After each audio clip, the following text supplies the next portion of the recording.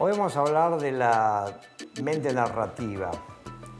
Nuestro hábito de crear clasificaciones nos ha llevado a postular en psicología una mente intelectiva o cognitiva o mente racional y por otro lado una mente afectivo-emocional y por otro lado una mente intencional donde el deseo, los motivos y la voluntad son los aspectos centrales. Pero amalgamada entre cada una de esas mentes aparece otra que es muy relevante para nuestra vida cotidiana y para nuestra existencia, que es la mente narrativa. La mente narrativa refiere a nuestro arraigado hábito de contar historias y de escuchar historias. El contar historias no solamente es un pasatiempo verbal, sino que es una poderosa herramienta del pensamiento que lo utilizamos para comprender la realidad y para comprendernos a nosotros mismos y tratar de comprender a los demás. Podríamos decir que en el principio era un relato. El relato es una estructura en donde hay personajes, tramas, escenografías, tiempos, lugares.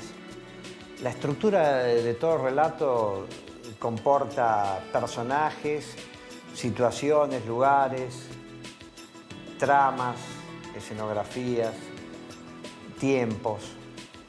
Había una vez en aquel lugar alguien que se proponía hacer algo, pero también había otro alguien que proponía hacer algo que tal vez era contrapuesto. Entonces, y ahí siguen una serie de tramas, hasta que luego, y seguirán otras tramas, para que finalmente, y ahí completaríamos la historia. Esa es la estructura básica de toda narración. Las narraciones están omnipresentes en nuestra vida mental y de alguna manera tiñen todo lo que hacemos mientras vivimos y mientras proyectamos nuestro futuro y mientras pensamos nuestro pasado. Les propongo que pensemos en la siguiente escena. Vamos caminando por la calle, estamos ensimismados en nuestros pensamientos, en nuestros soliloquios o monólogos interiores.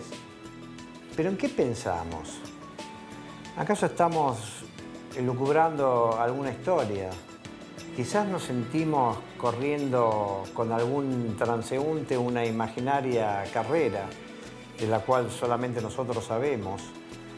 Quizás estamos declarando nuestro amor a alguien. Quizás estamos tramando alguna venganza hacia alguien que nos ha lastimado. Podemos estar solos, pero también estamos con alguien. Estamos acá, pero también estamos en alguna otra parte. Estamos ahora, pero también estamos volando en algún otro tiempo.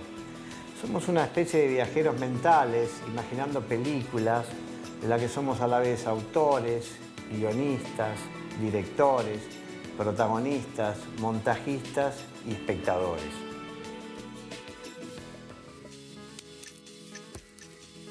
El psicólogo Jerome Bruner, que es uno de los pioneros de la psicología cognitiva, nos recuerda que el ser humano fundamentalmente es un buscador de sentidos. ¿Y qué quiere decir buscar el sentido? Bueno, básicamente buscar el para qué de las conductas humanas. ¿Para qué hacemos esto? ¿Por qué alguien hace algo? Los por qué que busca la psicología se asumen el ropaje de los para qué. Comprender a los demás supone averiguar sus razones.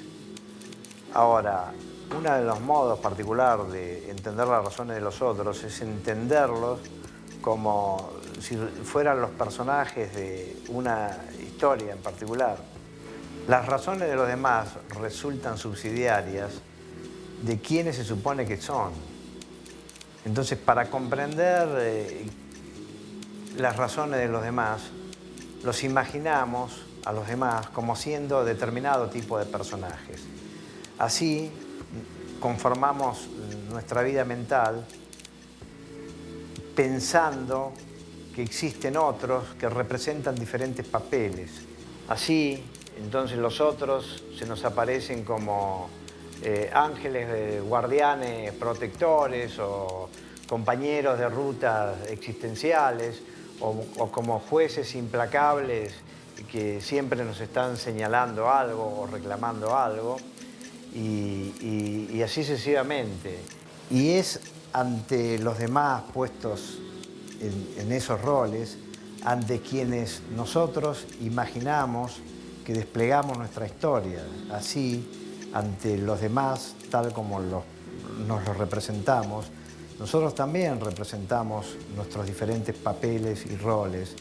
Entonces, en ese sentido, jugamos a ser héroes o antihéroes, o justicieros, o vengadores anónimos, y de esta manera vamos desplegando la trama en la que vamos forjando nuestra vida. Así, entonces, imaginando a los otros como personajes y representando nuestros propios papeles conforme son esos personajes, vamos tejiendo la trama de nuestra vida y generando nuestra historia. Porque en última instancia, detrás de cada acto humano, lo que nos habita es una profunda vocación historiadora.